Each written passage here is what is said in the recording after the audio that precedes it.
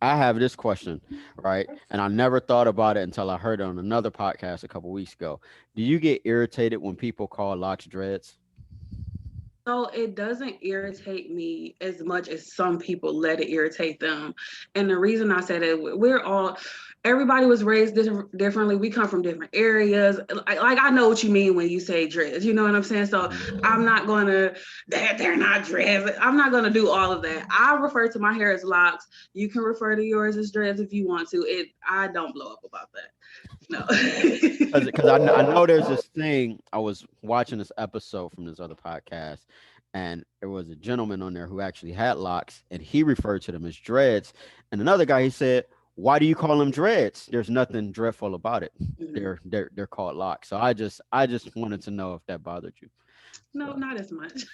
I'm just gonna okay. go out on a limb and say I still don't know what the difference is. I'm not ashamed of saying that either.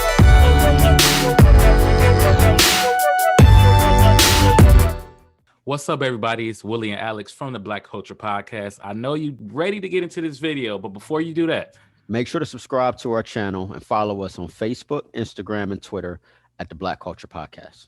enjoy the video. Tonight, it's Black women in the beauty industry. We want to welcome to the podcast AJ, aka Adrian Jackson, and Whitney. Welcome to the Black Culture Podcast. Thank you. Thank you.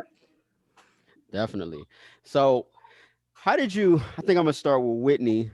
You know what? We got a tradition on this show that we always forget. We You got to always toast it forget. up. Toast it up. Cheers. Oh yeah. I hope whatever in that AJ. imaginary cup was good. That's delicious. what I'm hoping. Oh, it was delicious. Okay. So look, let's jump into it. So Whitney, you are into skincare. You have your own line of products. Take us back to the beginning. How did you get started in business? How did you get started in skincare, and you ultimately made the decision on that's what you wanted to do? Okay, well, first off, I just want to say I don't have a skincare line. Like, I don't sell skincare products. Just so we are clear with that. So people Mhm. won't be all of my DMs. I know how to point people to the right direction of getting good skincare. But I'm an esthetician and a makeup artist. Also have my own women's accessory boutique line. I got into wanting to be a skin specialist because I love makeup.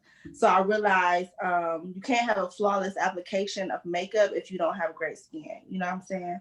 So I really wanted to learn more about the skin, learn about the skincare regimens that we have to follow throughout the day. So when I, apply my makeup, you won't see all the critters or whatever is up under my skin, because I take care of my skin for real. Because a lot of people, like, you can see like the hyperpigmentation seeping through the makeup, and that's only because people don't really know how to take care of their skin, or they don't really know how to apply makeup the correct way. So I was really interested in knowing how to do so I can teach other women how to do so as well. So when did you actually get started though? Because you look pretty young. You look like you're about Um, 22, 23. So no, I'm not. I'm about to be 30 in November. okay. So thanks. I appreciate that though. Just so you Um, know.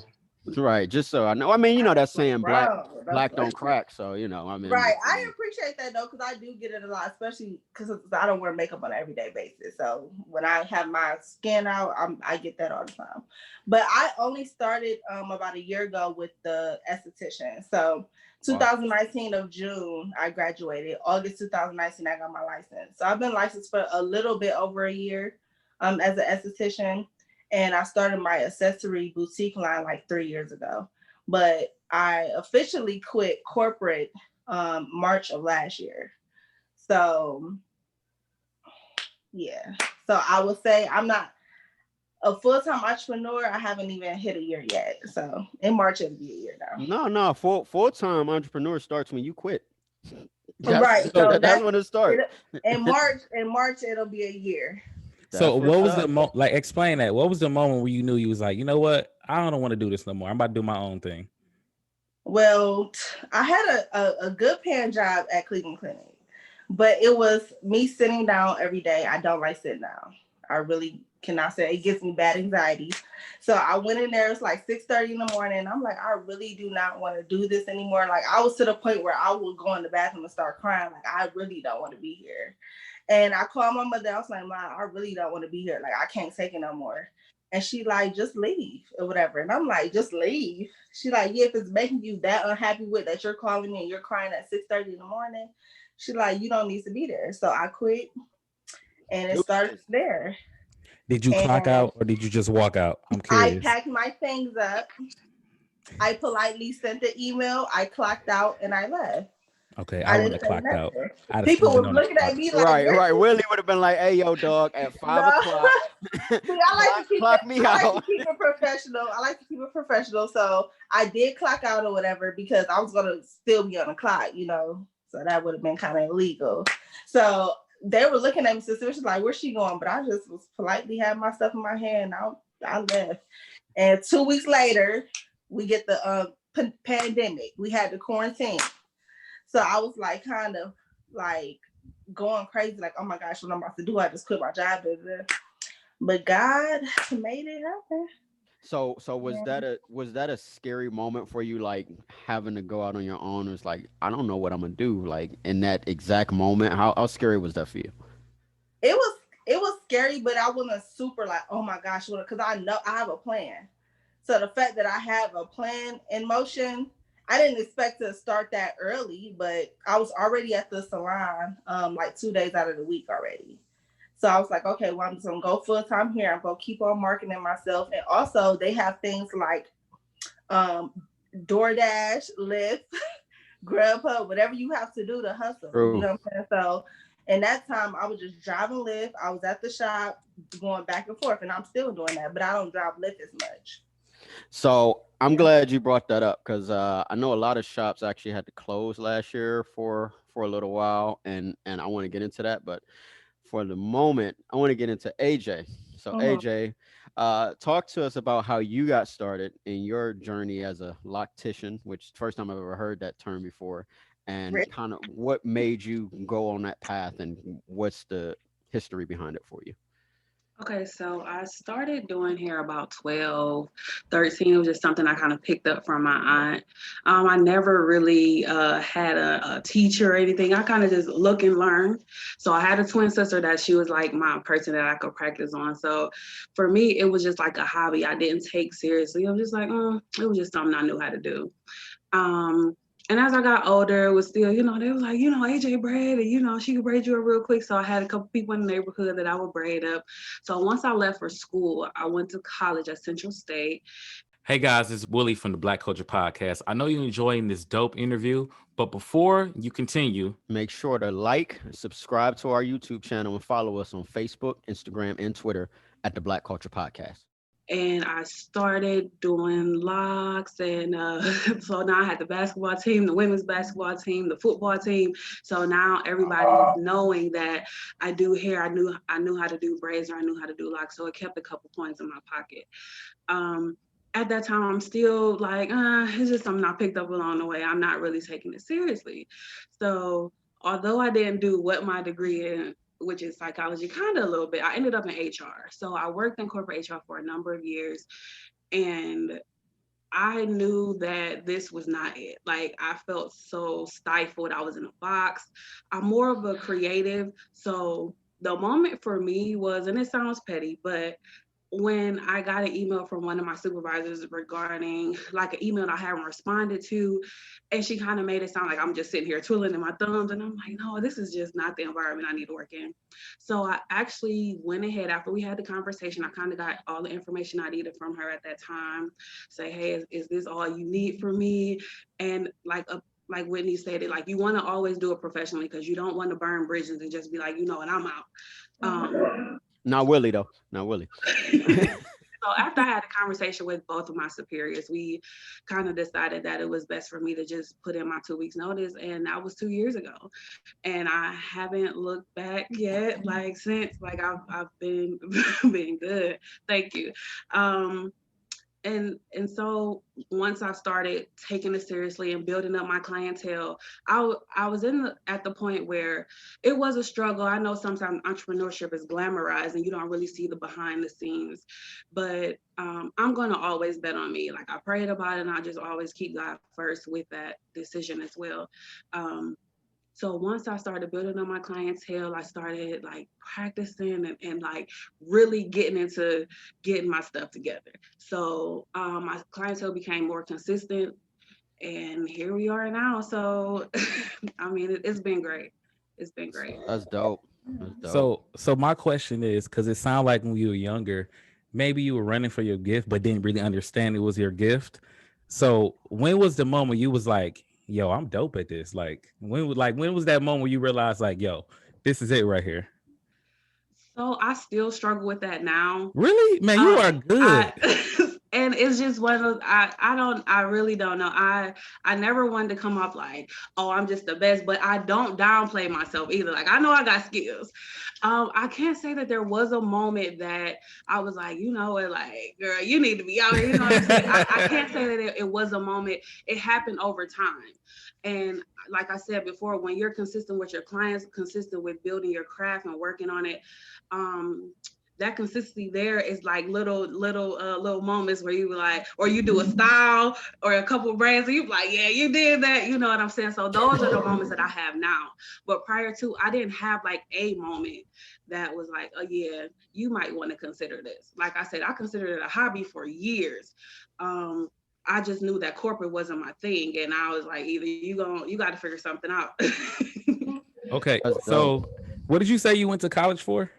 Psychology. So it's funny that you say that. Like literally, like even in a barbershop, technically getting your hair done is some type of psychology, because we have a lot of conversations. Like we talk about church music, like so you kind of are, like you say you're not using like what you went to school for, but in a way, if you think about it, you kind of are. That is true. That is true. All right, so I have a question. Willie, when's the last time you've been to a barbershop? 2 weeks ago. Really? I didn't know you went to a barbershop. I just thought you got locked. Yeah, nah. Okay. I usually go before I go to AJ. Oh, okay. That's what's up. So AJ, I have this question, right? And I never thought about it until I heard it on another podcast a couple weeks ago. Do you get irritated when people call locks dreads? So it doesn't irritate me as much as some people let it irritate them.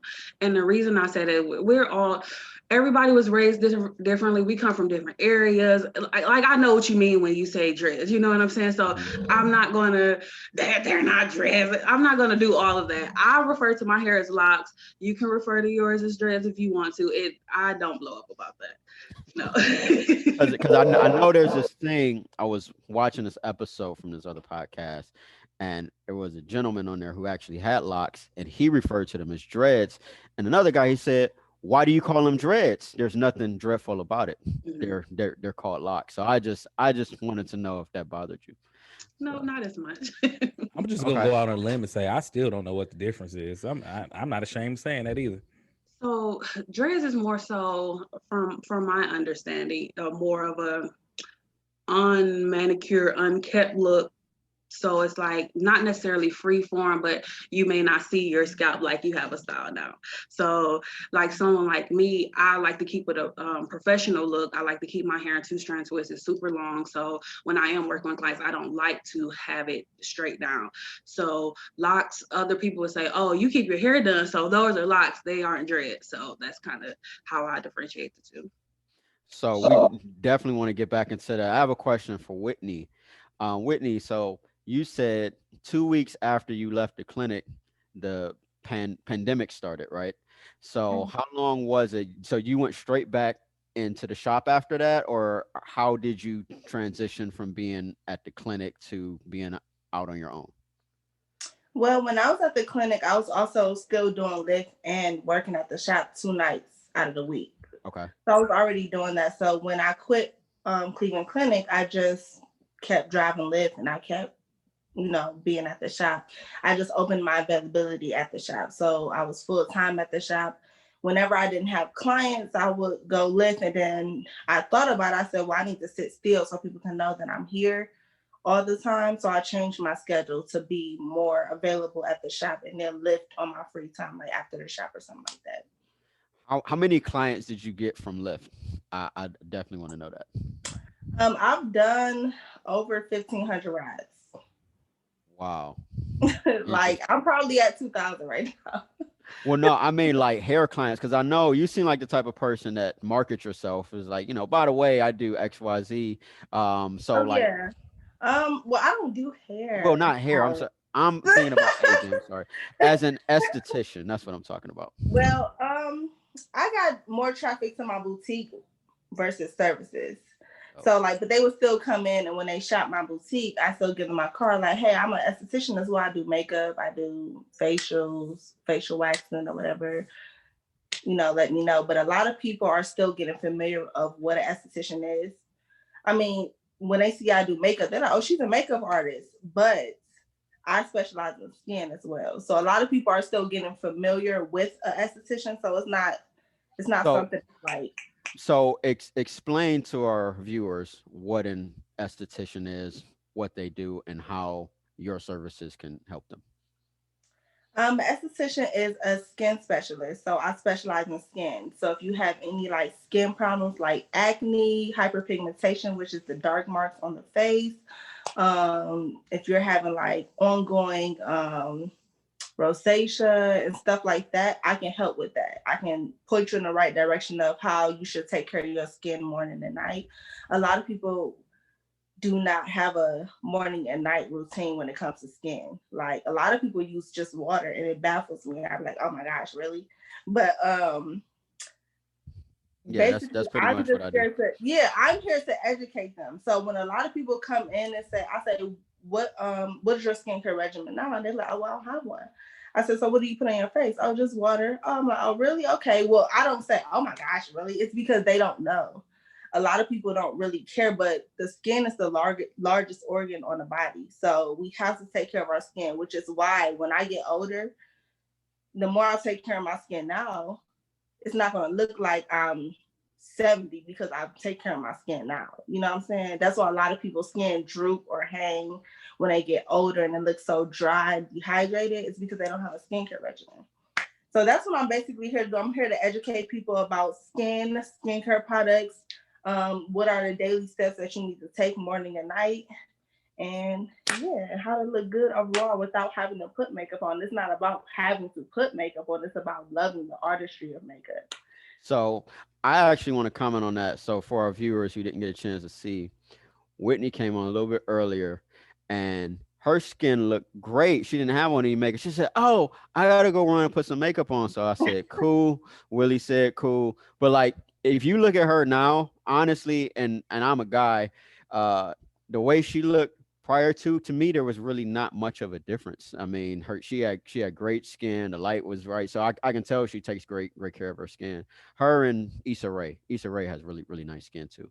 But here's my next question for you. So last year we had a lockdown where a lot of businesses had to close. You had to stay inside the home. Was there ever a time last year where you could not do anything with your business? Yeah, like when we had to go in lockdown in March, like at the end of March of last year, like from March to May, business was so slow because hair salons weren't open. And then a lot of people were online shopping, but it's like all you can do is promote online. You can't do vendor events. You can't be in store promoting your business. You really have to strictly be online promoting your business. And a lot of people are hands-on. A lot of people like to come in and shop. So it was really March to May was like so hard for me. I was just like, oh my gosh. I was like stuck. Like, what should I do? I'm like, I'm not going back to corporate. I'm not going back to corporate. But what I did was I put myself in detention. Like I literally put myself in that quarantine mode where I literally just took webinar classes, like to learn more about my business, what I should do for my business during these times, what are different things that I can offer for my business. But March to May business was so slow. It was like, oh my gosh. Yeah. I get it. I get it. My barber, I had to sneak and get a haircut. Yeah. Oh, the barbers were Like my still barber over cutting. here too. The barbers were still cutting. They were still cutting. They were just pulling up. But I I know. can't do that as an esthetician. And a lot of people not going nowhere to get makeup done. So it was like it wasn't that easy for me. But for people hairstylists, I think it was okay for them. So it's I'm gonna get back to you, Whitney, because I had a beef with you, but you got me together. But before we get into that, because Alex and I are gonna get into you guys' products shortly. But I want to ask AJ about that. Like, how did the pandemic affect your business? Or if it did, like how did that work for you? Unmute yourself. All right, my bad. Kind of step back and regroup a little bit. So what I did was I kind of just reached out to my clients because as a stylist, you always want to keep the client first. So I feel like I had an obligation to them since they did make these appointments. So I just reached out to them and just touch bases like, do you want to keep the appointment? Do you not? And those who did, we kind of figured something out with them. But overall, it was a blessing for me. I can't say that it was a horrible time. Like I can just honestly say it was just a blessing. And here we are. That's kind of like, I know for a lot of people, the pandemic was like, they hated the pandemic. They hated 2020. Like for me, it was like a blessing because like, this is where I kind of like, we discovered the Black Culture podcast doing it. So yeah, it's like, I'm always curious to ask people like, how did the pandemic treat them, like their experience, because everyone's experience is different. Yeah, for sure. So AJ, quick question for you. Talk to us about locks for our viewers who aren't really educated about locks and sort of because I don't really know as much about them. I have friends that have them. Talk to us about the journey of someone who might want to grow locks and kind of go on that natural hair journey. Okay, so I'll just use my journey as example. So for me, I did the perms and I had a nice grade of hair, so my hair is pretty thick. And I started to step away from the perms and everything. Not that it irritated my scalp or anything. It was just I didn't want to do it anymore. So I started to become natural, meaning that I didn't put any heat or anything in my hair. At this time, I'm still learning about what oils I like or what oils my hair like rather. And so I did the big chop. So I found out what my real texture was. It's fairly curly, a little soft. So when I started my lock journey, it's pretty much, I started with 2-strand twist. That was easier for me, but you can start with 2-strand twist, coils, braids, yarn braids. There's so many other options now that I didn't know about when I started mine about 13 years ago. So the locking process is basically the hair just locking around itself. So like that dead hair that you may actually like comb out on a regular basis is locking together. So you still want to maintain it, you still want to wash it and keep it clean and all that. There's a lot of back and forth whether you should wash your hair in the first month or so when you're washing it versus let it lock for 3 months and then washing it. But we don't have to get into all that. So it took about 9 months to a year for my hair to fully lock. Everyone is different based off of their texture. And so once I started my journey, I didn't really know everything about locks that I know now, of course. So the things that I learned along the way, I started on me. So the retwist and my retwist just look crazy, like no direction, no, like what is going on? So once I started to learn like, oh, you should twist back. You don't want them too tight. You don't want the tension to pull out the edges or break the locks. You want to keep it moisturized and hydrated. Like although the hair is locked, it puts you in the mind of a tree branch or something like you can tell when a branch is like dried out, you can just kind of snap it. It's kind of like how the hair works. But when it's like has a little moisture, I don't know, like if you twist it a little bit, it's still green on the inside, got a little wetness to it. It's kind of like that. So keep the oils in there. And I would also say with styling, you don't have to do a whole bunch of styling. Some people like to, but that's not a huge thing either. But that's pretty much my journey. It wasn't a hard journey. It just taught me a lot of patience. So you need to have a lot of patience when you're doing locks. I see a lot of people doing lock extensions. Some people like you're cheating the journey, but I say trust the process. You got to do it. So you know what I have not done? I have not kept up. Like I was telling Janae like a few weeks ago. I didn't even take a picture when I first got my locks. I just got them and I feel like I'm cheating the journey in the process because I'm not keeping up with it. It's never too late to start. It's like now if I start taking them, I'm starting at like 2 years now. Like 2 years. Oh, and first off, before we go further, I just want to say you ladies are doing excellent, by the way. Oh, thank you. Yeah, no, this is fun. Now I want to get into some juicy stuff, juicy details. So I'm gonna start with AJ since we're on her. Have you ever had a client who you just thought there was just no hope for them having having locks or a lock journey, or they just need to get a haircut or something? Like was there ever like a nightmare? Your journey ended where it started. Right, your journey ended where it started. So yes, I've experienced this. And this is also the importance of having consultations when you have people that are starting locks. But let's just say I have one that has locks already, and it's just a conversation that you have to have with them. It doesn't need to be a nasty conversation like, oh, you should just really give this up. It's one of those things, you ask them why they're holding on to it. Like, just figure out what's going on. If it's thinning, if it's something hereditary, like baldness, like it's deeper than just the hair falling out. So it's, what are you eating? Are you drinking enough water? Are you taking medication? Like, those things contribute to hair loss as well. So I've only experienced this a couple times. So, but it wasn't a bad conversation. I'll just put it that way. It wasn't a bad conversation. We kind of came up with the solution that worked for both of us. You know what? I think somebody really needs to have that conversation with LeBron because he's holding Yes. on. And so now I know the hair just don't want to be there, man. The hair trying to leave, LeBron trying to make it stay, and they just going back and forth, man. Somebody needs to have that conversation with him. So now I know if AJ ever start asking me, so what are we holding on to? I know that's pretty much telling me, let it go. That's it, It's bro. time to give it up. So I'm putting said the it right mental here. note. Look, it's being recorded. All you got to do is go back to this episode. You ain't got no problem. All right, Whitney, have you ever had a skincare client that, for whatever reason, you just felt like you couldn't do anything for them? No, I haven't experienced that yet at all. I just tell people consistency is key. Like, you can't come in and be like, oh, well, it looked the same. Yeah, you've only come to me one time. You've never had a skincare regimen.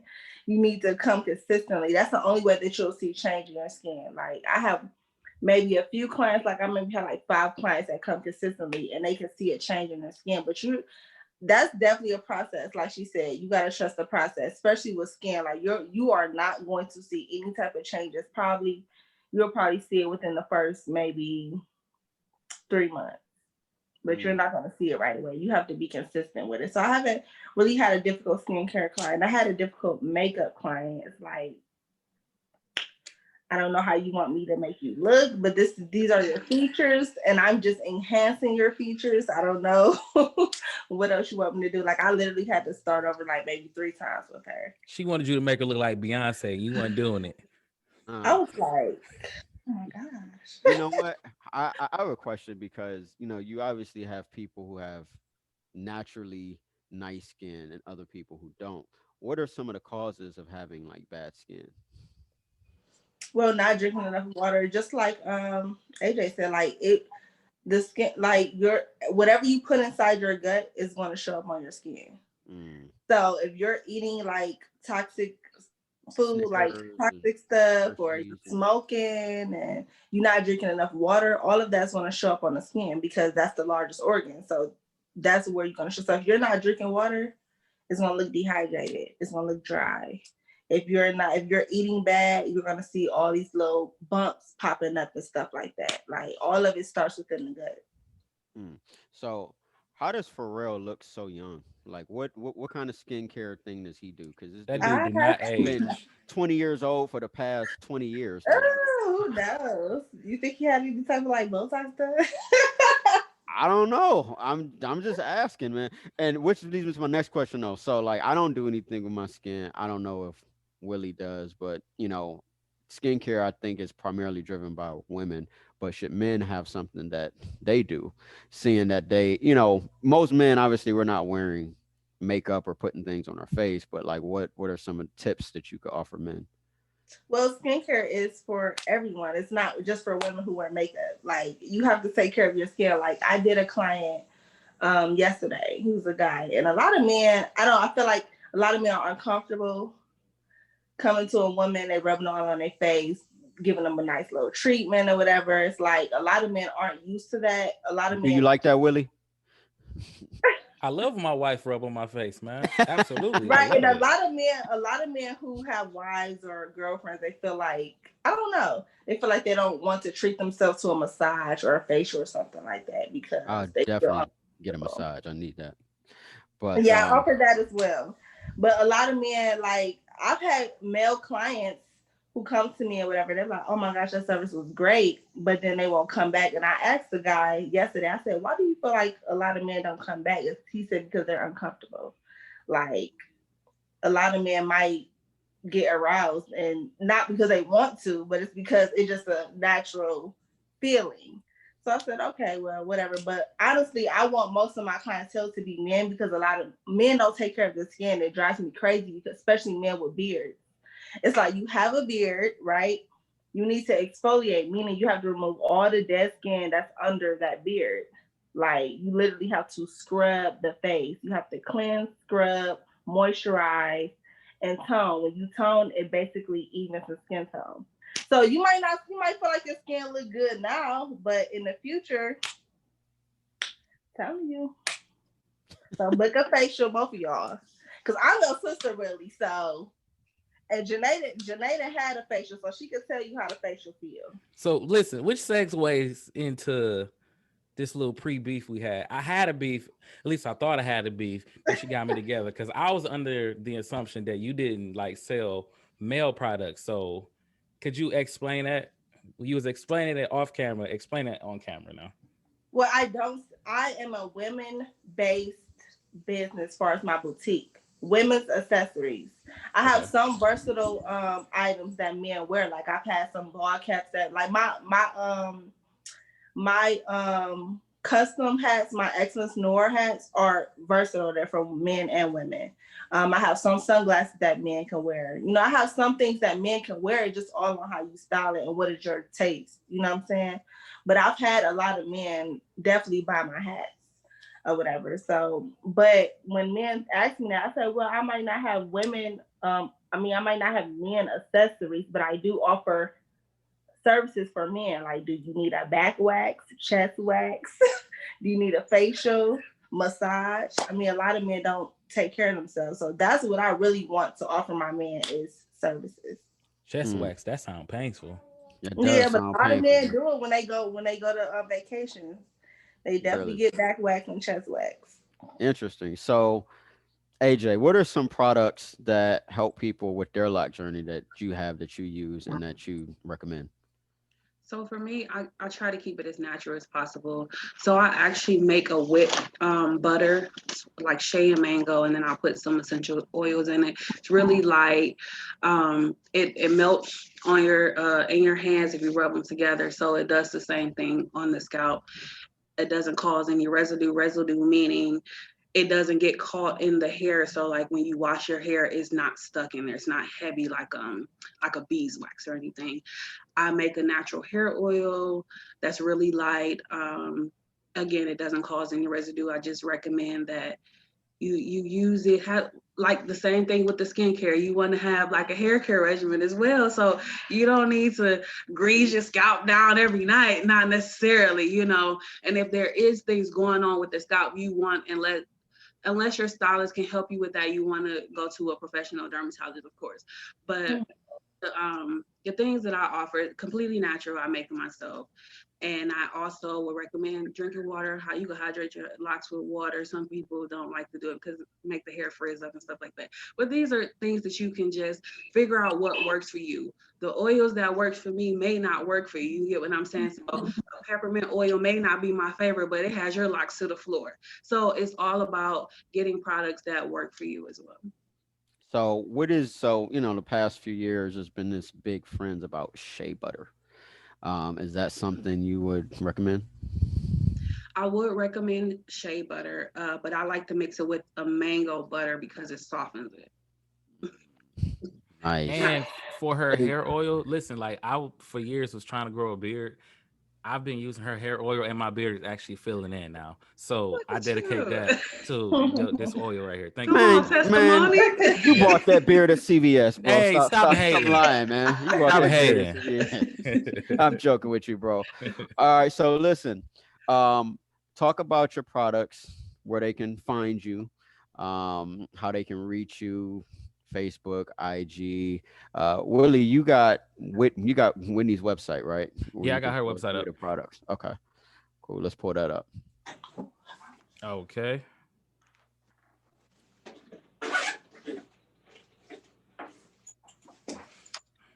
Perfect. Whitney, it's on you. Let's talk about some of these products. Okay, so my new venture is doing makeup on mannequins for wig makers. So a lot of people who make wigs or have accessories like earrings or necklaces or anything they want to showcase, I offer custom mannequins for that. I also have lash products. These earrings are from my business. These lashes I have on are from my business. You want me to keep going down? Just let me know. Yeah, keep going down. So I just offer like a lot of accessories, like girly accessories, because that's what I love. So I have a lot of lash essentials. Like if you never applied lashes, you can purchase the lash applicator and the lash glue pen and a pair of lashes.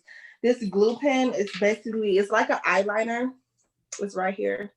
And it's the eyeliner, and you just literally apply it to the eye waterline and then plop the lashes on. It literally takes 2 minutes. I like 2 seconds really, because that's what I did today.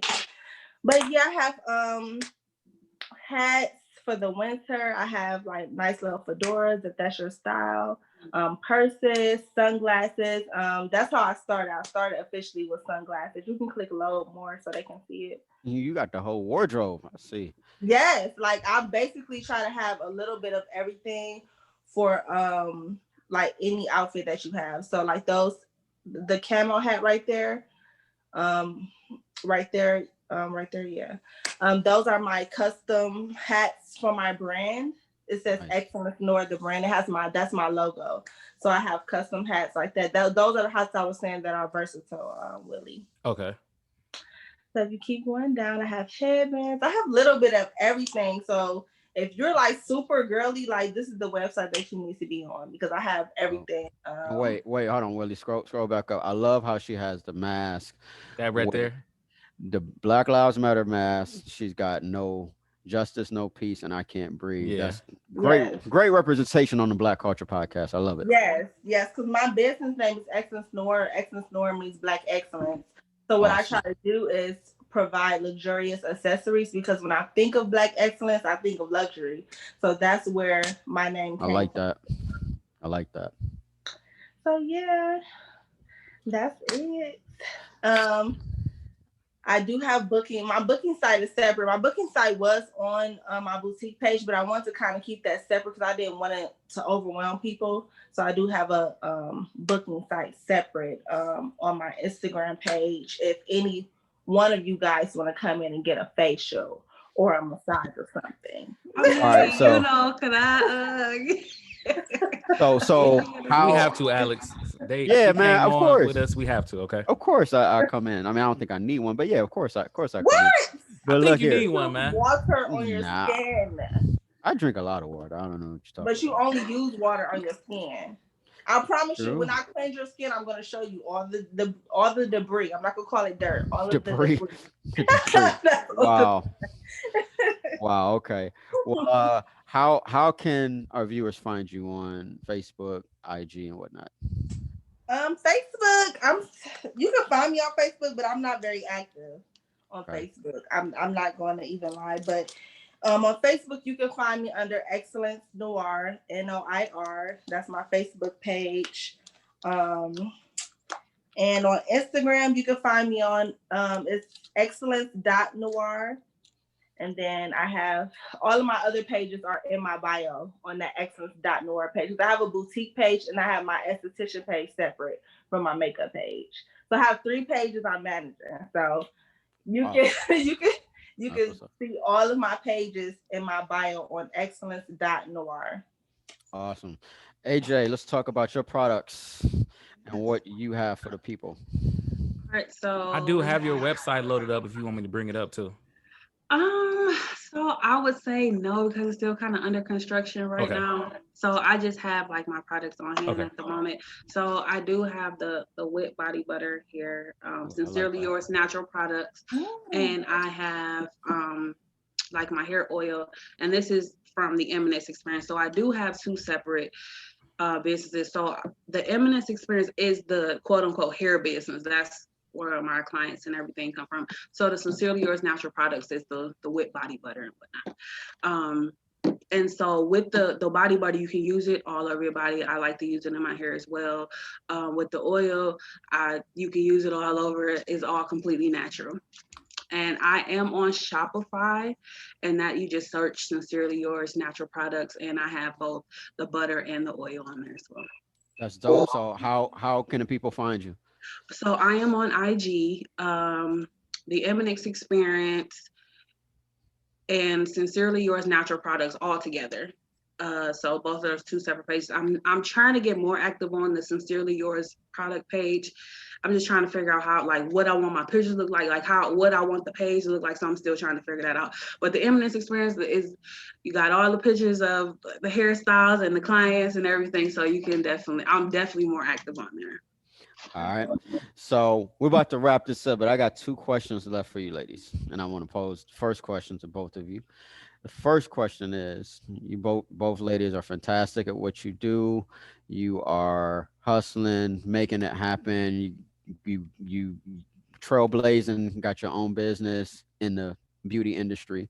Where do you see yourself in the next, I would say, 3 to 5 years, based on how far you've come and where you want to go?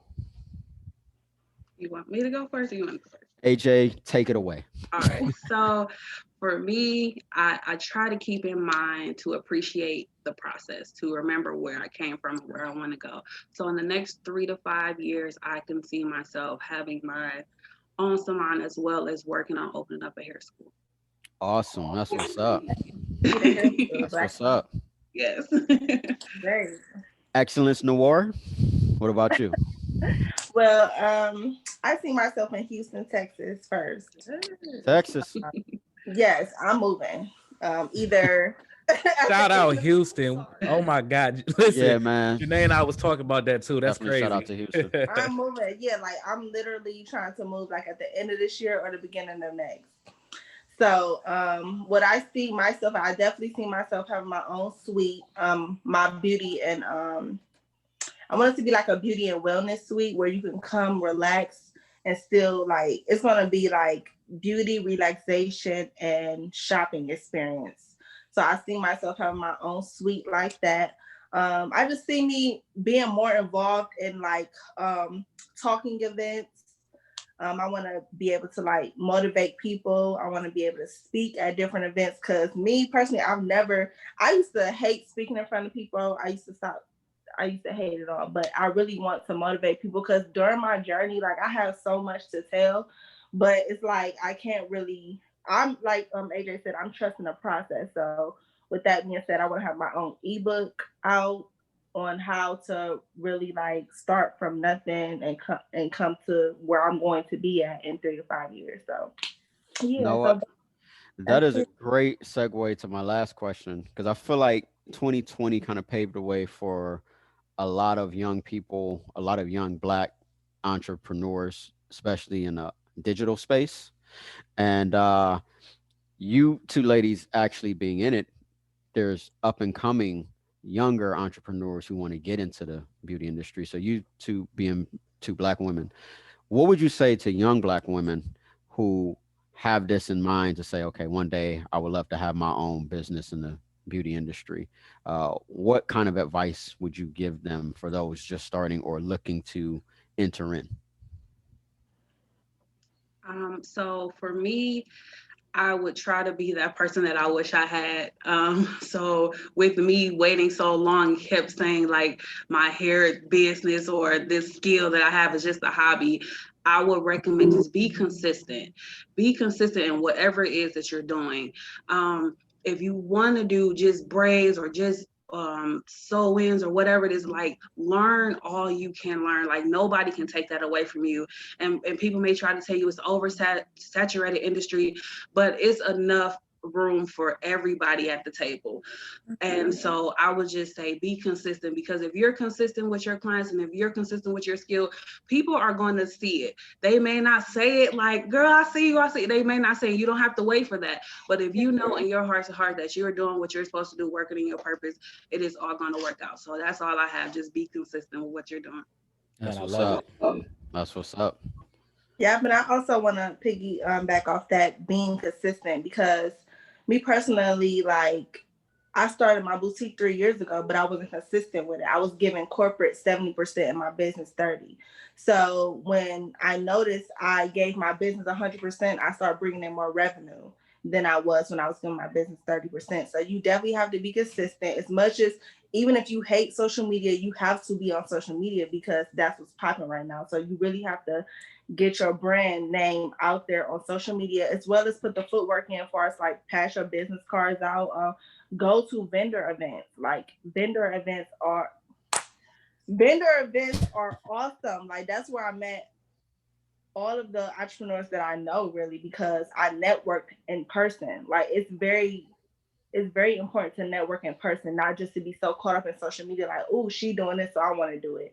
Really know what you want to do, find your niche and do it. Like, and be consistent. Like, don't really feel like, oh, well, I can't do this because a certain person is already doing it. Who cares? Because at the end of the day, just because you're doing the same thing that they're doing, you're going to do it in a different way. It's a different style. You're a different person. So, like AJ said again, it's like, don't think it's oversaturated, because it's not. Because once the new people are coming into the game, the older people are going to retire and do something else. A lot of people don't want to stay behind a chair. A lot of people don't, like AJ said, like she might not even do locks when she open her salon.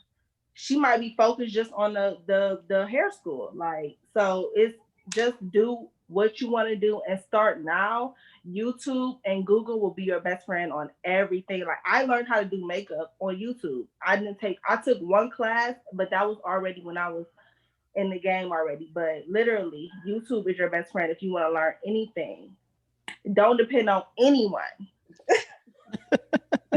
For real, don't depend on anyone, because no one is really going to help you. Like AJ said, no one's going to clap for you until you actually make it. Then Right. they'll clap for you. They're not going to clap for you during the process.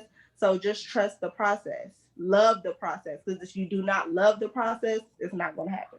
I like Well, that. I well, like all that. right. Love, not just trust the process, love the process. I like Love that. it. Yes. Well, all right. Hey, well, I think we gotta have them back. Yeah. So listen, before we Okay. wrap up, I gotta say this. Listen, y'all just spit so much game and so much knowledge. And the best thing about it, it's not just for women, like men. Everything you Yeah. guys just said, you ladies just said, that applies to like men too. So you ladies motivated me. Oh, Like, absolutely, man. Look, and I must say this: Black women are killing it in business man, right now. what? Yes, we Black are. Man, black women are killing it, no and I doubt. think that they're driving. So, like, I would say from a historical standpoint, women have always kind of been the drivers behind commerce and consumerism. But when it comes to being an entrepreneur, I think, if I'm not mistaken, Black women are the number one group of people in this country that are the fastest growing entrepreneurs. Yes, that would be us. It Yep. is. Yeah. So we definitely want to give y'all ladies flowers. Um, congratulate you on your success on your Thank you. journey. I got to come in for a facial, so you have my word. I'm coming in, and I want to grab some of your products. So definitely looking forward to that. Willie, you got anything? I just want to say great interview. You ladies were awesome. You ladies were great. I cannot wait to I can't wait to drop this one. Like this you ladies are gonna motivate so many people when this come out. Like I can't wait. I can't wait. And Yeah, you guys and you ladies just made like history. You guys were the first ladies on the Black Culture Podcast. Yep. First ladies on the Black Culture Podcast. And this is actually episode 1 of season 2. So you're the first episode. Yeah. Oh, awesome. And I'm glad that it was both of us on here. Yes. I wonder whose idea was that. You know what I mean? Man, close out. Stop. All right. Well, no, look, this has been fun. We're definitely looking forward to being able to have you back. We hope that our audience, our viewers have learned something. If you haven't already, go ahead, smash that like button, subscribe, leave a comment if you want. The description to follow these two ladies is below. Follow Black Culture Podcast on Instagram, Facebook, Twitter, and LinkedIn. And peace. Peace. Bye, guys. See you later. Thank you.